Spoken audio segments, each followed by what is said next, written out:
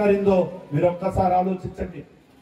అదేవిధంగా గతంలో మన నాయకుడు రాజశేఖర రెడ్డి గారు రైతే రాజు అనే విధంతో కరెంటు బిల్లులని మొట్టమొదటిగా ఈ దేశంలోనే ఉచిత కరెంటు ప్రవేశపెట్టిన వ్యక్తి రాజశేఖర రెడ్డి గారు అయితే, ఉచిత కరెంట్ ఇస్తే గుట్టలారేసుకునే దానికి పనికి వస్తుంది కానీ రైతుకు పనికిరాదన్న వ్యక్తి చంద్రబాబు నాయుడు గారు. అటువంటి కడుపులో పుట్టిన బిడ్డ జగన్మోహన్ రెడ్డి గారు. ఆయన రైతులని పేదలని చూస్తే ఈయన రైతులు పేదలు అదేవిధంగా విద్యకు సంబంధించి అదేవిధంగా వైద్యంకు సంబంధించి 5 సంవత్సరాల పాటు ఏ విధంగా పాలన చేశాడో, ఆయన చేసిన పాలనని ప్రతి ఇంటికి గడప గడప ద్వారా నీ ఇంటికి ఇంత లబ్ధి చేరిందా లేదా అనే విధంగా ఆనాడు ఎవరైతే ఎమ్మెల్యేలు ఉన్నారో వాళ్ళందరినీ ప్రతి గడప తొక్కించి మీకు అమ్మఒడి అందిందా లేదా, రైతు భరోసా ఇచ్చారా లేదా, పెన్షన్ వచ్చిందా లేదా, ఆసరా చేయూత ఆటో వాహన మిత్ర చెప్పుకుంటా పోతా ఉంటే లెక్కలేనన్ని హామీలు నెరవేర్చిన వ్యక్తి జగన్మోహన్ రెడ్డి గారు. ఆ రోజు ప్రతి ఇంటికి వెళ్ళినప్పుడు ప్రతి మహిళ ఆనందంగా మీకు మేము ఓటేస్తామని కూడా గొప్పగా కూడా చెప్పారు. మేము కూడా పూర్తిగా విశ్వసించాం. కానీ మానవులకు ఎప్పుడు కూడా చెప్పిన దానికంటే ఇంకా ఎక్కువ చేస్తారన్నప్పుడు ఆశ కలగడం సహజం. ఏం చెప్పారు చంద్రబాబు నాయుడు గారు? నవరత్నాలు ఇస్తూ దీనికి అదనంగా మీకు అన్నీ చేస్తాను, ఆంక్షలు లేవు, ఆంక్షలు ఉండవు, వీటికి అందరూ అర్హులే అంటూ మనకు ముఖ్య అతిథిగా వచ్చినటువంటి ఉమ్మడి జిల్లా అధ్యక్షులు గురువు సమానులు గౌరవనీయులు భూమన కరుణాకర్ రెడ్డి గారికి, అదేవిధంగా వేదిక మీద ఉన్నటువంటి అందరి నాయకులకు, అదేవిధంగా వేదిక ముందున్నటువంటి కార్పొరేటర్లకు, పంచాయతీ ప్రెసిడెంట్లకు, ఎంపీటీసీలకు, వైఎస్ఆర్ కాంగ్రెస్ పార్టీ కుటుంబ సభ్యులకు, వైఎస్ఆర్ కాంగ్రెస్ పార్టీ కార్యకర్తలకు, యువకులకు, ప్రత్యేకించి మీడియా సోదరులకి అందరికీ కూడా పేరు పేరున ధన్యవాదాలు తెలియజేసుకుంటున్నాం.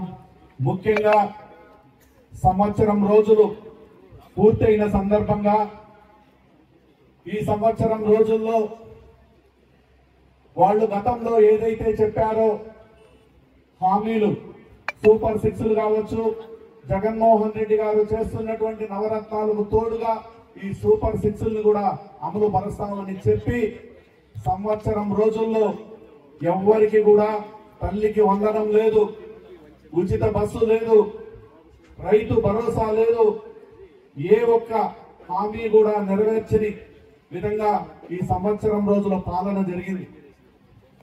ఈ సంవత్సరం రోజుల పాలన మీద మా నాయకుడు జగన్మోహన్ రెడ్డి గారు ఎమ్మెల్యేలను, ఎంపీలను, జిల్లా అధ్యక్షులను, రీజనల్ కోఆర్డినేటర్లను, అదేవిధంగా నియోజకవర్గ సమన్వయకర్తలందరినీ రమ్మని ఒక సమావేశం నిర్వహించి ఆ సమావేశంలో ఏదైతే వాళ్ళు హామీలు ఇచ్చారో, ఆ హామీలు ఏదైతే నెరవేర్చలేదో దీనంతటినీ మొట్టమొదటిగా రాష్ట్ర స్థాయిలో నేను ఓపెన్ చేస్తున్నాను.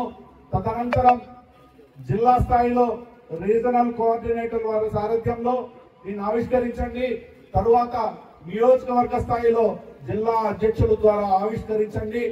తదనంతరం నియోజకవర్గ సమన్వయకర్త ద్వారా మండల హెడ్ క్వార్టర్స్ లో ఈ పోస్టర్ ఆవిష్కరించి విడతల వారీగా గ్రామ కమిటీలు పెట్టి గ్రామంలో గ్రామ కమిటీల ద్వారా, వార్డు మెంబర్ల ద్వారా వీళ్ళందరి సమన్వయం చేసుకొని ఆ పంచాయతీ ప్రెసిడెంట్, మండల కన్వీనర్, ఎంపీపీ, జడ్పీటీసీ వీళ్ళందరి సారథ్యంలో ప్రతి ఇంటికి వెళ్ళి ఆనాడు ఏదైతే చంద్రబాబు నాయుడు తప్పుడు హామీలు ఇచ్చారో, అబద్ధపు హామీలు, మొత్తం అబద్ధం అంటేనే వణికి పుచ్చుకున్న వ్యక్తి చంద్రబాబు. అబద్ధం అంటే ఏమి మామూలుగా జనరల్ గా అంటారు అద్దు పద్దే ఉండదని. అద్దు లేదు, పద్దు లేదు, ఈ రెండు కలుపుకుంటేనే అబద్ధం.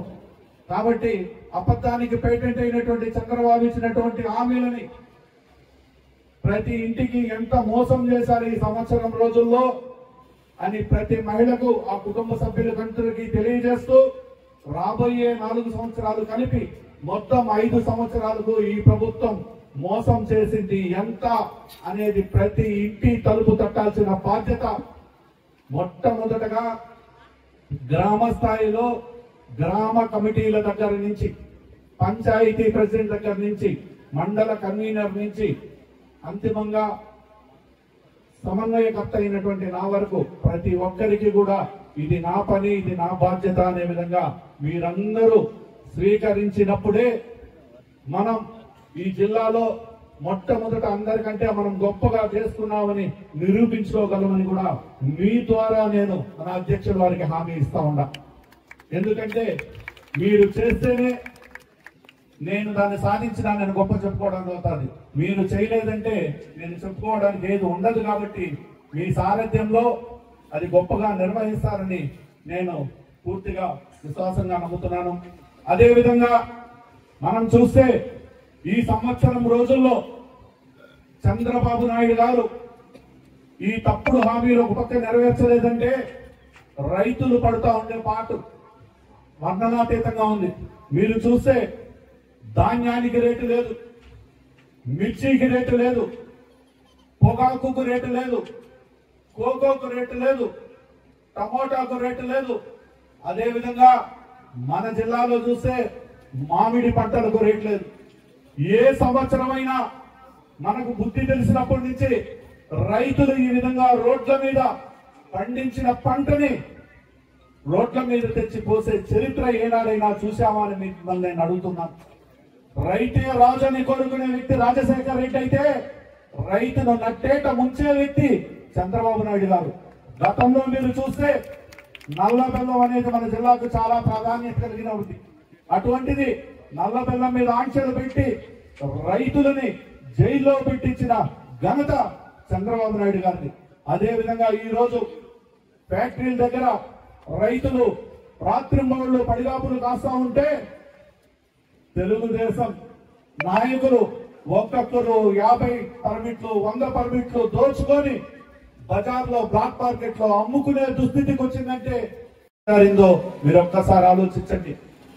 అదేవిధంగా గతంలో మన నాయకుడు రాజశేఖర్ రెడ్డి గారు రైతే రాజు అనే విధంతో కరెంటు బిల్లులని మొట్టమొదటిగా ఈ దేశంలోనే ఉచిత కరెంటు ప్రవేశపెట్టిన వ్యక్తి రాజశేఖర్ రెడ్డి గారు అయితే ఉచిత కరెంట్ ఇస్తే గుట్టలారేసుకునే దానికే పనికి వస్తారు కానీ రైతుకు పనికిరాదన్న వ్యక్తి చంద్రబాబు నాయుడు గారు. అటువంటి కడుపులో పుట్టిన బిడ్డ జగన్మోహన్ రెడ్డి గారు.